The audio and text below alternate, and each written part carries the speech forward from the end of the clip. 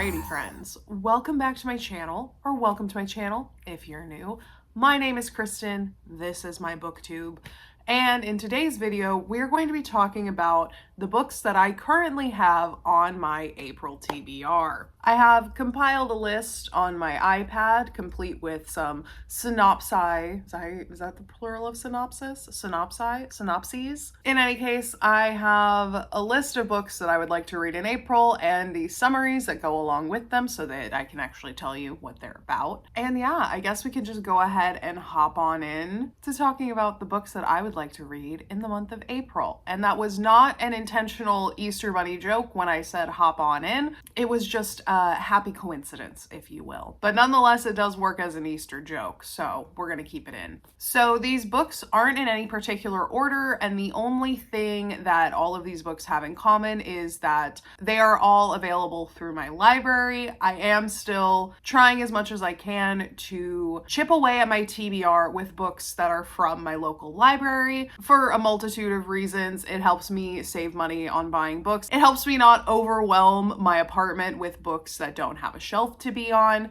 It also supports my local library if I use it more. So there are just a bunch of reasons why this year in particular I wanted to use my local library cards a little bit more. And April will be no exception to that. I have 5 books on this TBR list, and as per usual, that's not exhaustive and it's not rigid. These are just books that as of right now on March 28th, I am interested in reading, and they are either immediately available or will be available in the next couple weeks for me to be able to read in April. So I may get through all of these books. I may have a couple to roll over from March that I'm not talking about in this video, or I may just go completely off script and find other books that are more intriguing to me in the moment. But these 5 books are ones that have captured my attention either because they've been on my TBR forever and I found them through my local library, or I just randomly found them on one of the apps and it sounded interesting, so I added it to the list. So yeah, without further ado, let's just go ahead and jump into the first book on my TBR.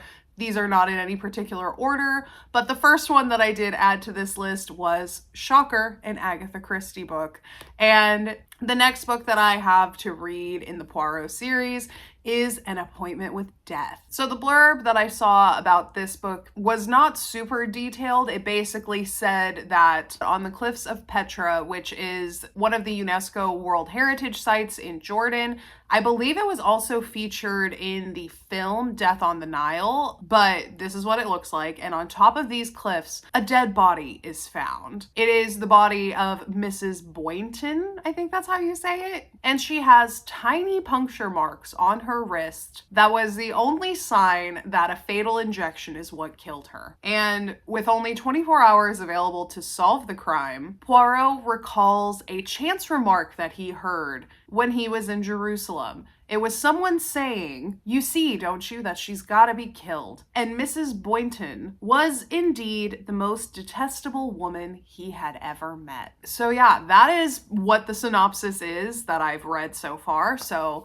we don't know much. Only thing we know is that there's this very unlikable woman who is found dead on top of this World Heritage site, who was seemingly injected with a fatal dose of something. And as per usual, Poirot is there to solve the case. Next up on my March TBR is Sunrise on the Reaping, and I know that there was some surprise that this was not on my March TBR, considering it came out in March.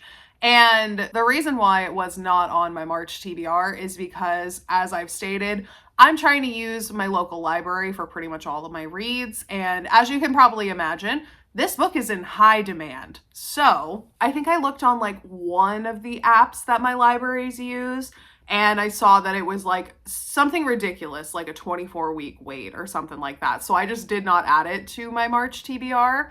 However, when I was looking at other apps that my libraries use, because for some reason, some of them have a hold system and some of them don't. I don't know why that is. It doesn't make sense to me for digital downloads why you would have a hold system, but I do not run the library, so that is not my place. I don't know why they do the things they do, but nonetheless, it is available through one of the apps that does not have a hold system. So I've added it to my April TBR so that I can actually read it fairly soon, and I am already anticipating that I'm gonna want to reread all the other books as well, even though I literally did a reread of them like a year ago. I'm just a Hunger Games girly, okay? And I just get so in my conspiracy bag when it comes to the plot lines in the Hunger Games specifically that I feel like I'm gonna go full force back into my Hunger Games mania that was happening last year, feeling like a conspiracy theorist when talking about the different plot lines and things like that. So buckle up for that, because that is probably something that will be coming very soon. And depending on how deep the hyperfixation is, I may be making more videos about the Hunger Games in coming weeks. So if that happens, you already know that the hyperfixation took over at that point. So we don't need to talk about it. But just in case you're not familiar with the premise of Sunrise on the Reaping, I'll go ahead and read the synopsis that is on Goodreads for this book as well. So it says, when you've been set up to lose everything you love, what is there left to fight for? As the day dawns on the 50th annual Hunger Games, fear grips the districts of Panam. This year, in honor of the Quarter Quell, twice as many tributes will be taken from their homes. Back in District 12, Hamish Abernathy is trying not to think too hard about his chances. All he cares about is making it through the day and being with the girl he loves. When Hamish's name is called, he can feel all of his dreams break. He is torn from his family and his love, shuttled to the capital with 3 other District 12 tributes, a young friend who is nearly a sister to him, a compulsive odds maker, and the most stuck-up girl in town.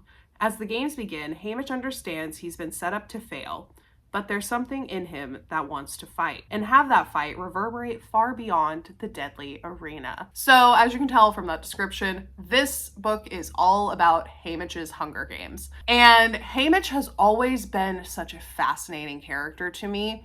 I really enjoy Hamish in the books and in the movies. I think Woody Harrelson did a great job portraying Hamish personally, to the point where he is now who I picture in my head when I am reading The Hunger Games, which personally I think is the sign that like they really embodied the character in a book, because there are other books that have been adapted into movies that I don't feel that way about. So I feel like that's definitely a sign that Woody Harrelson did a great job with the character of Hamish in the original Hunger Games trilogy. And I know that Hamish's story is very sad just from the few snippets that we've gotten in the original book trilogy. And we don't even know that much, to be quite honest. It is very briefly alluded to in like Mockingjay and Catching Fire.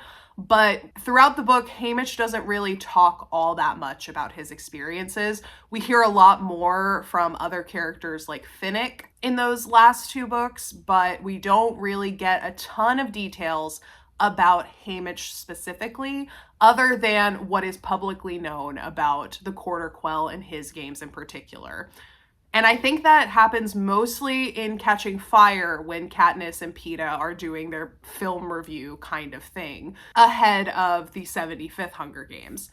So I am anticipating that this book is going to be extremely sad, extremely dark, and I have a feeling it's gonna break my heart, if I'm being honest, because I already have a soft spot for Hamish, barely knowing anything about what happened in his games. So this book is going to be a lot for me. So if it takes me a minute to read it, just like give me space, give me time, okay? Because I'm probably mourning the loss of innocence from one of my favorite characters in the series, to be honest. So yeah, that is book number 2, and a book that I am very much looking forward to reading, and I am anticipating that it's going to send me down another rabbit hole about the Hunger Games in general. So you have that to look forward to as well if you are also a Hunger Games girly like me. Next up, I have The Briar Club by Kate Quinn, and I chose this book because it is one that I have seen everywhere over the last few years, and it's one that I'm so familiar with the cover, but I don't know anything about the book at all. And when I was looking through my library catalog, it was available, and I looked it up on Goodreads. It has pretty good reviews, and the premise sounded fairly interesting, so I decided to add it to my list and give it a go. So the synopsis for The Briar Club is: A haunting and powerful story of female friendships and secrets in a Washington, D.C. border house during the McCarthy era. Washington, D.C., 1950. Everyone keeps to themselves at Briarwood House, a down-at-the-heels, all-female boarding house in the heart of the nation's capital, where secrets hide behind white picket fences. But when the lovely, mysterious widow, Grace March, moves into the attic, she draws her oddball collection of neighbors into an unlikely friendship. Poised English beauty Fliss, whose facade of perfect wife and mother covers up gaping wounds. Police officer's daughter Nora, who's entangled with a shadowy gangster. Frustrated baseball star B, whose career has ended along with the Women's Baseball League of World War II. And poisonous, yeah, that does say poisonous, and poisonous gung-ho Arlene, who has thrown herself into McCarthy's Red Scare. Grace's weekly attic room dinner parties and window-brewed sun tea become a healing balm on all of their lives. But she hides a terrible secret of her own. When a shocking act of violence tears apart the house, the Briar Club women must decide once and for all who is the true enemy in their midst. So yeah, like I said, I've just seen this cover everywhere. I had no idea that it was about Washington, D.C. in the 1950s. I had no idea that it was any sort of historical fiction. I just know that it was fairly highly rated, and it's one that I've seen around so much that I feel like I just need to read it. It just feels like it keeps being put in my path by the universe, so I'm gonna take the hint and I'm gonna try to read it. Next up, we have The Woman in the Cabin. So this is one that I have never heard of before, but I was scrolling through my library app and I came across this one. And when I read the synopsis, it seemed like it had a lot of potential to be a kind of thriller that I would be very into. So I wanted to go ahead and add it to the list because I feel like I've been in a bit of a rut with some thrillers recently.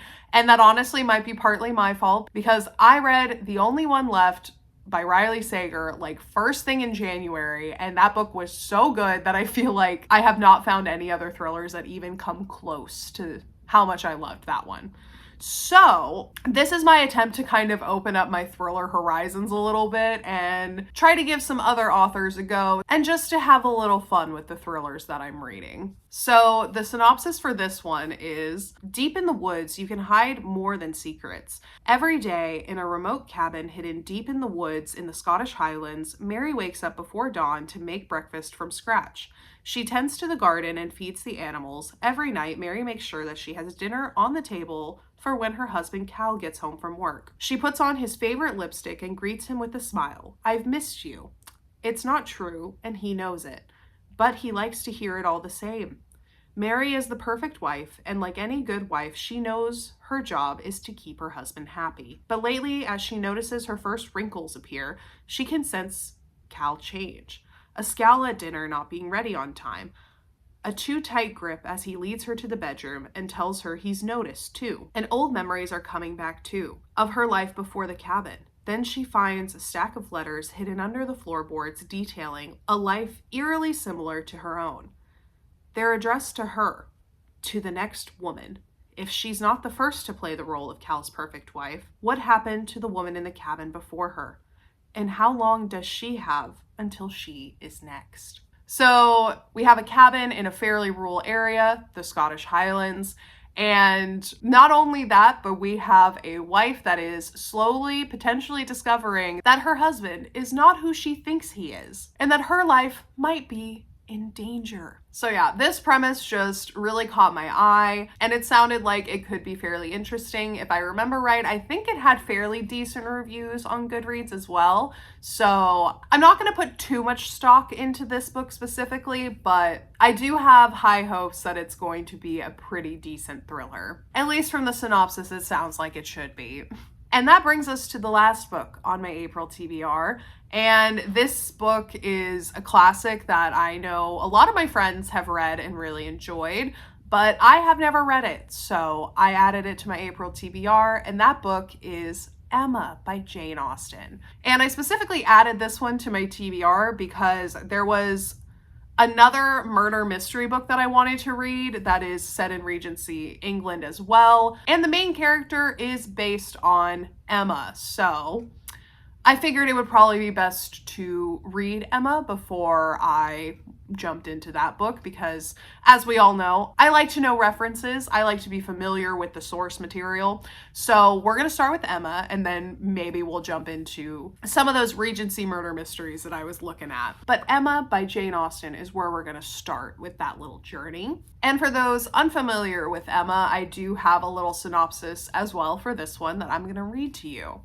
So, Emma is a literary classic by Jane Austen, following the genteel women of Georgian Regency England in their most cherished sport, matchmaking. Emma is spoiled, headstrong, and self-satisfied. After a couple she has introduced gets married, she greatly overestimates her own matchmaking abilities, and blind to the dangers of meddling in other people's lives, proceeds to forge ahead in her new interest despite objections. What follows is a comedy of manners in which Emma repeatedly counsels her friends for or against their marriage prospects, absent any notice of their true emotions or desires. This story is often cited as a personal favorite of critics and literary historians, and Emma is set apart from other Austen heroines by her seeming immunity to romantic attraction. So yeah, this book deals with similar themes of Pride and Prejudice when it comes to things like matchmaking, getting married, all of that stuff in English society. However, I do hear that this one is a bit more funny, which I do know that Jane Austen has a couple novels that are more on the funny side, and it feels like it's past time for me to actually read Emma. In the past, I have made a concerted effort to try to read more classics that I'm not as familiar with or that I've never read before, and this will just be kind of continuing that because I've never read Emma and I only have a vague idea of what the story is actually about. So this will help fill in that gap for me and add another check mark to the list of classics that I have not read. That is pretty much it for my April TBR. Like I said at the beginning, this is not exhaustive. This is not binding. This is just a list of books that, as of right now, I think that I would like to read in the next month, or that I'm at least interested in reading in the next month. I may read all of them. I may read a few of them and add in some other books instead. I don't really know. It all depends on what my mood is when I'm actually reading. So I hope you guys enjoyed this video. If you did, go ahead and leave a like down below. Let me know. You should also subscribe while you're down there because I put out new videos pretty much every single week. And yeah, I hope you guys are having a wonderful day wherever you are in the world, and I will see you in the next video. Bye!